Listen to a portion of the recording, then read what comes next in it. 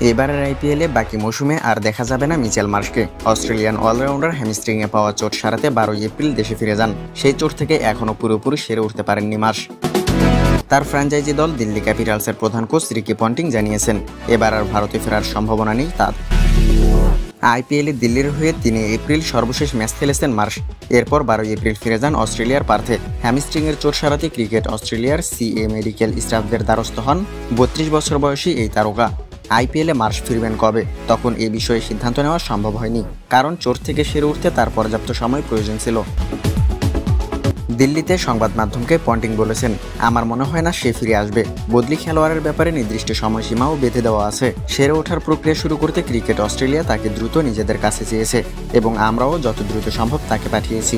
Ponting আরও বলেছেন, কয়েক সপ্তাহ ধরে তারা তার পুনর্বাসন প্রক্রিয়ার দেখভাল করছে। সেদিন মার্শের সাথে কথা হয়েছে, কথা বলে বুঝলাম সে যেমন ভেবেছিল তার চেয়ে বেশি সময় লেগেছে। তবে আমার মনে হয় না টি-20 বিশ্বকাপে খেলা নিয়ে কোনো সমস্যা হবে। 1 জুন যুক্তরাষ্ট্র ও ওয়েস্ট ইন্ডিজে শুরু হবে টি-20 বিশ্বকাপ। এই টুর্নামেন্টে অস্ট্রেলিয়ার নেতৃত্ব দেওয়ার কথা মার্শের। দিল্লির হয়ে আইপিএলে এ মৌসুমে 4 ম্যাচ খেলেছেন মার্শ। 3 ইনিংসে ব্যাটিংয়ে নেমে মোট 61 রান করেছেন, সর্বোচ্চ স্কোর 23।